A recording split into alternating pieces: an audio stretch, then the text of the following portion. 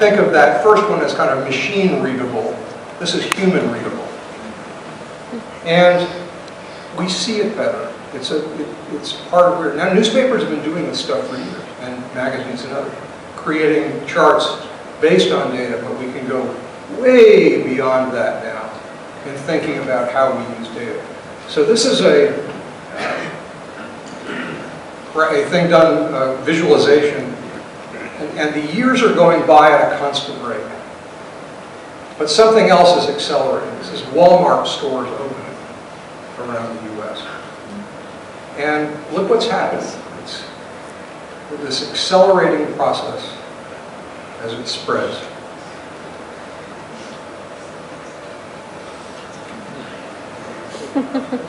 I got so depressed I stopped in 1994. But still living in Vermont. they Of are. course they are. Yes. Yeah. Not in 1994. Oh, not in 94. We go to Costco, but whatever. Here's what I want you to think about. What do we do? What is one of the things we do as journalists? We tell stories. That tells a story. Didn't that tell you a story in that few seconds of watching this spread across America? What we can do with this is amazing, and we're just figuring it out. The visualization of the world is great. Another part of data and what we're doing is something, I don't want to get too into the weeds technically here, but I'll explain this. API stands for Application Programming Interface. And what it really amounts to is kind of hooks that you can offer to people to use the stuff you've created online. So an API to a Google map may let you create your own points in the map, and like you saw before. It's simple hooks that you telling other people how they can use what you've done. And then you start mixing stuff together. We're remixing it. That's part of what goes on in this world. And we can do simple or complicated things. This is, by the way, from a site called Yahoo Pipes, P-I-P-E-S. One of the great pieces of work Yahoo ever did and that hardly anyone knows about. You can, and their subtitle for this is literally Remix the Web. I love what they've done, and it can be simple or powerful. Some folks put a people search together that's quite powerful, using simple tools anyone in this room could figure out how to do it. Some of it's complicated, but it's mostly not that hard. I mentioned mobile, but this is a new frame of reference. That's the screen a lot of folks are using now for almost everything. By the way, I should say, and this is not the last word in screens, because if you've seen the news of Google Glass, the heads-up display people are wearing that, that's another interim step toward where we're heading eventually, which will probably end up with implants and projection directly to the retina. We're not there yet. We're going to be, well, and there's some freaky, weird stuff about that, and that makes me uncomfortable. But we're heading that way, and we're going to have different kinds of displays than what are on our phones. But they're where we are now, and the idea of the mobility and the location being part of the media we create means that you do interesting stuff. So I mentioned the idea of all that stuff being created is with the picture. Well, we just sent we sent a few students out. There's a Friday night art walk in Phoenix every month, and we just said go out and take some pictures in the galleries and send an email to a certain place and say in the subject line where you are, and then a word or two about what you're looking at. And hook this up to Flickr, the photo sharing site. Anybody use Flickr? And Flickr has what Flickr does is if they see that there are coordinates, geographic coordinates in the picture, they say, oh fine, they just pop it into a map, automatically, done. And so with a very little effort, we were able to create a kind of annotated art walk based on other people's APIs. And that's pretty cool. It took about 2 hours to figure it out, how to do it, maybe less, and then another couple hours just walking around taking pictures. What you can do with that kind of thing is simple and unprofound like this, or you can get more complicated and really profound and save lives like that. So Ushahidi, a project to create crisis mapping, is what they call it. And by the way, Ushahidi software is free to download. Anyone here can do it. You should do it and play with it if you're involved in this kind of work. They, after the Haiti earthquake, worked with lots of people to create a crisis map. And in fact, it was so good that the U.S. military, which was on the ground there to help, said that this was the best real-time source of information that they had, created by volunteers in Haiti, in Boston, and a few other places. And this started out, I want to mention, in Africa as a project to map the elections in Kenya a few years ago. Innovations going on everywhere in the world. And this is something that's going beyond, and I'm excited about this because it's part of where we're going. We're not just in the category of data, we're adding sensors, S-E-N-S-O-R-S, sensors, which measure things everywhere. Your phone has those sensors in it.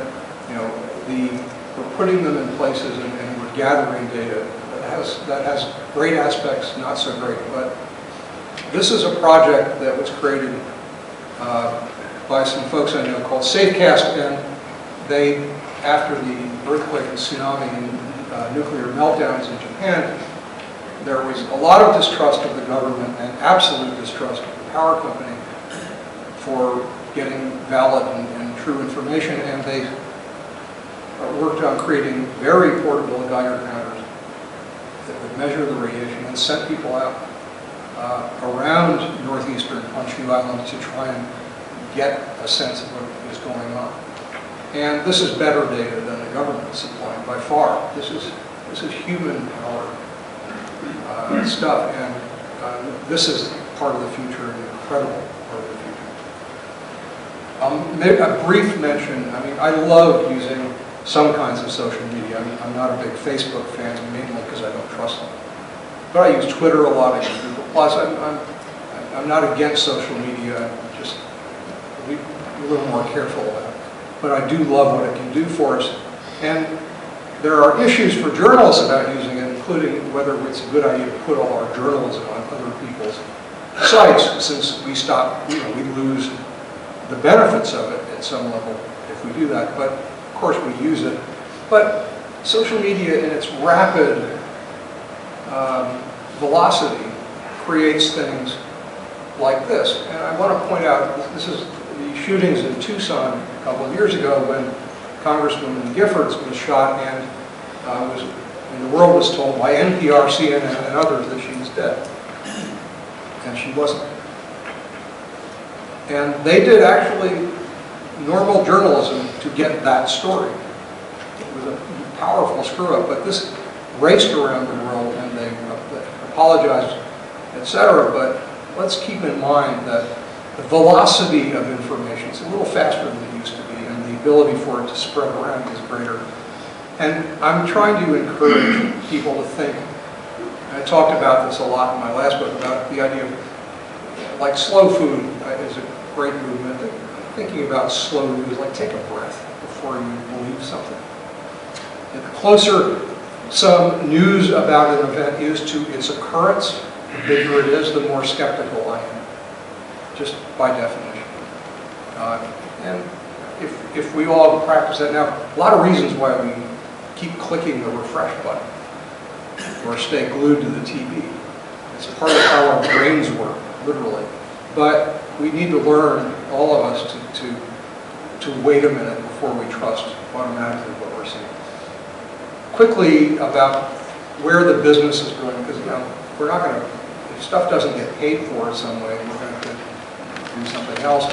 There's a lot of adapting by the traditional media. They're doing all kinds of things. Here's a business model that's wonderful if you can pull it off, which is find an incredibly rich person to give you $10 million a year for a few years. That's the ProPublica business model. It's a great model if you can do this. I'm being a little bit mean to them. They do fabulous, but it's not a widely applicable. But it's producing some terrific stuff. Other things are starting to pop up, including crowdfunding of journals. Kickstarter, most of you all know about Kickstarter. It's basically projects that you ask people to help you do. And there's a new crowdfunding law that will let us start companies and get investors in a crowdfunding way. I have to caution about that. I think that law is flawed in many ways and is likely to be an invitation to every con artist in the world to rip off people. But if we get that right, it's going to be a wonderful source of funding for new ventures. And I'm hoping that we get that right. The one place in journalism, I guess, where the transition is basically over is tech. I mean, not every magazine is gone, but the ones that are left are skinnier than the Burlington Free Press was this morning. And there's going to be, it's an obvious thing to go over that edge. And everything, in the end, most things will go that way. The other major thing that I wanted to mention tonight is, I'm getting to the thing I'm going to tell you students about.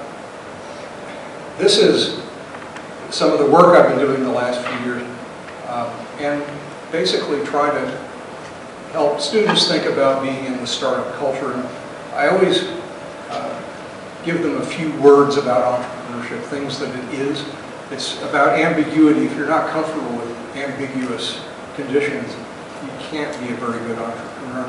I know a couple of entrepreneurs who are in the room tonight. Is that Tom?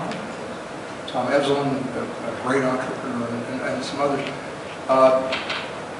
You have to focus. If you don't focus, you're going to simply not make it work. One of my failures is because I didn't focus. That reference is not to pharmaceuticals. It is to velocity. It's a really fast environment. You have to move quickly. Ownership is part of entrepreneurship, but I'm not talking here mostly about stock in a company. I'm talking about owning a process that's yours.